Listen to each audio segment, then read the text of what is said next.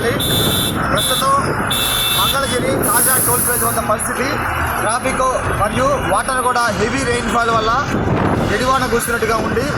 దాదాపు 2.5 నుంచి 3 అడుగుల హైట్లో నీళ్లు వస్తూ ఉన్నాయి. ఈవెన్ కార్లు సైతం కొట్టుకుపోయే పరిస్థితి. దయచేసి ప్రజలు గమనించాలి. అత్యవసరం అయితేనే దయచేసి బయటికి రండి. అనవసరంగా రోడ్ల మీద రావడం కానీ ఈ విధంగా దయచేసి చేయొద్దు. ప్రాణాలు సైతం ప్రమాదంలో పడి